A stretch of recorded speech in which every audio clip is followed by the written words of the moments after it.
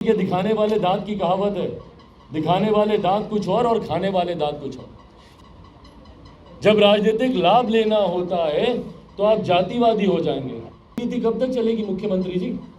जनगणना का लाभ बिहार के लोगों को देना चाहते हैं तो मुख्यमंत्री नीतीश कुमार जी स्टेप डाउन करें। अति पिछड़ा वर्ग की आबादी क्या रिप्रेजेंटेशन है? और इतनी बड़ी आबादी का मुख्यमंत्री नहीं होगा, 2-2.5% वाले मुख्यमंत्री बन जाएंगे और एक बड़ी आबादी को आप इसमें अछूता छोड़ दीजिएगा। ये कहां का सामाजिक न्याय है जिसकी दुहाई देते मुख्यमंत्री नहीं थकते? जब राजनीतिक लाभ लेना होता है तो आप जातिवादी हो जाएंगे और जब बड़ी बड़ी बातें करनी होगी तो आप समाजवादी हो जाएंगे। ये दोहरी नीति कब तक चलेगी मुख्यमंत्री जी? सबसे पहले अगर सही मायनों में, और ये आप ही की जनगणना है, किसी और की नहीं है, अगर आप सही मायनों में इस जनगणना का लाभ बिहार के लोगों को देना चाहते हैं तो मुख्यमंत्री नीतीश कुमार जी स्टेप डाउन करें और अति पिछड़ा वर्ग से किसी को आगे करें, और नहीं तो कम से कम तत्काल प्रभाव से उप मुख्यमंत्री तो इन तमाम जातियों से आने चाहिए, इन तमाम जमातों से आने चाहिए। भाई मुसलमान कितना इसमें बताएं? मुसलमान लगभग 17.7%, लगभग 18%। तो क्यों एक मुसलमान उप मुख्यमंत्री नहीं है? क्यों नहीं है बताएं? इसी समीकरण की तो ये लोग राजनीति करते हैं ना।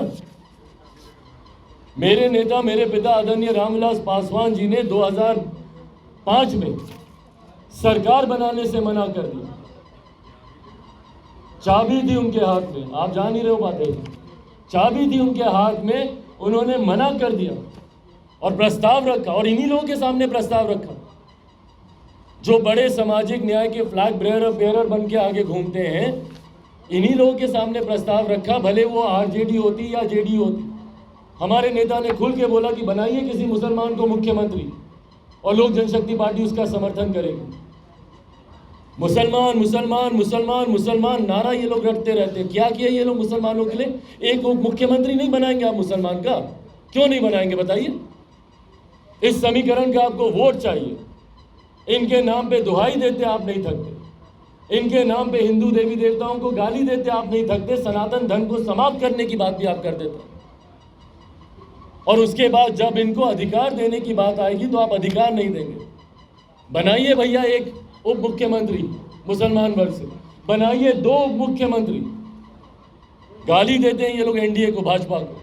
2 उप मुख्यमंत्री किस समाज से? अति पिछड़ा वर्ग से ही बनाया गया था ना। रेणु जी रही थी वहां पे कि नहीं? तारकिशोर जी रहे थे कि नहीं उप मुख्यमंत्री के तौर पर? दोनों अति पिछड़ा समाज से आने वाले लोग, और ये लोग अति पिछड़ा समाज के लोग बात करते हैं। भाई अगर जातियों की अगर आपको इतनी बात करनी है, क्योंकि मेरे मुख्यमंत्री को जातिवादी सोच के अलावा और कुछ सूझता नहीं है, भाई को भाई में बांटते हैं। कल क्या खूबसूरत मिसाल पेश की बक्सर के लोगों ने, ना जाति देखी किसी की, ना धर्म देखी, भागे भागे सब गए बचाने के लिए जिससे जितना हो। पर अगर आप जाति की बात करते हैं तो फिर दीजिए सही मायनों में उनको सम्मान, और बनाइए अति पिछड़ा वर्ग से, बनाइए अनुसूचित जाति से। भाई अनुसूचित जाति जनजाति पूरी, अगर आप इसकी जमात को अगर आप देखिएगा, अनुसूचित जाति 19.6 और 1.6 अनुसूचित जनजाति, लगभग 22% के आसपास। क्यों नहीं बनेगा भैया इस वर्ग से? क्यों नहीं? अगर देश में अगर एक अनुसूचित जनजाति की महिला महामहिम राष्ट्रपति हो सकती है तो क्यों नहीं बिहार में एक उप मुख्यमंत्री हो सकता?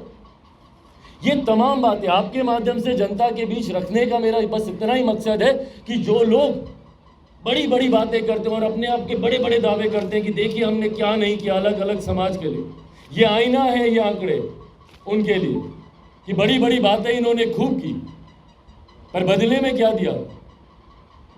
पिछले 3 दशक से मैरी गो राउंड की तरह सिर्फ 2 जातियों के बीच में कुर्सी का आदान प्रदान चल रहा है, और बाकी एक बड़ी आबादी अनुसूचित जाति जनजाति को मिला दिया जाए लगभग 20%, अगर इसको जोड़ दिया जाए अति पिछड़ा 36%, 47-56, और उसके बाद 20% आप जोड़ दीजिए इसको मुसलमानों को, 56 हो गया 66-76, 76% लोग एकदम सत्ता से गायब हैं। और इन लोगों की हिस्सेदारी की बात ये लोग कर रहे हैं, इन लोगों की दुहाई देते देते जनगणना करवा रहे हैं और इसी के आधार पर देश के बड़े बड़े विपक्षी नेता अलग अलग राज्यों में जाकर कर रहे हैं। भाई पहले बिहार आए ये लोग अपनी बैठक के लिए, अपने लाभ के लिए, तमाम ये विपक्षी दलों के गठबंधन के तमाम घटक दल वैसे तो बिहार आ जाएंगे, अब आए ना बिहार, आए बिहार और बोले कि भैया जो चीज़ें, जो जातीय जनगणना आपने की है उसके आंकड़े अब सार्वजनिक हो गए हैं, अब इसको मंत्रिमंडल में भी अब इसको लागू किया जाए। तब हम लोग मानेंगे कि हाँ भैया इसका लाभ है, अब करवाइए आप लोग राजस्थान में, करवाइए मध्य प्रदेश में, जहाँ जहाँ पे भी आपको करवाना है, छत्तीसगढ़ में, सारे राज्यों में करवाइए। पर हकीकत है ये हाथी के दिखाने वाले दांत की कहावत है, दिखाने वाले दांत कुछ और खाने वाले दांत कुछ और। ये वही लोग हैं जो भी महिला आरक्षण विधेयक आया भारत की संसद में, हर रोज चिल्ला चिल्ला कर, बल्कि इसी के आधार पर इससे पूर्व में जितनी बार ये विधेयक आया इन लोगों ने उसको पारित तक नहीं होने दिया। ये तो हमारे प्रधानमंत्री आदरणीय नरेंद्र मोदी जी की इच्छा शक्ति थी कि ये कानून बना, पर उसमें भी बार बार हर मोर्चे पे जाके कि भाई पिछड़ा वर्ग की महिलाओं का इसमें आरक्षण होना चाहिए, रिजर्वेशन विद इन रिजर्वेशन होना चाहिए, बिल्कुल होना चाहिए प्रभु। पर पहले इसमें तो बताइए कि आपने कितना दे दिया अपने मंत्रिमंडल में, पिछड़े वर्ग से कितनी महिलाएं हैं आपके यहाँ, और क्यों नहीं एक पिछड़े वर्ग की महिला को आप मुख्यमंत्री बना देते? रेणु कुशवाहा जी यहाँ पर बैठी हैं, क्यों नहीं बनाते बताइए? ये दर्शाता है इनका कि इनकी सोच क्या है।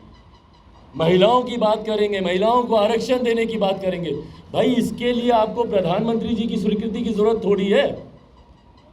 मंत्रिमंडल में फेरबदल तो मुख्यमंत्री जी चाहे तो तुरंत प्रभाव से कर सकते हैं, 1 घंटे के भीतर कर देंगे, तो लागू करके दिखाइए। देश के बड़े बड़े नेता बोलते हैं कि ब्यूरोक्रेसी में होना चाहिए, भाई वो तो कैडर सिस्टम से आ रहा है, होते होते जब वो होगा होगा।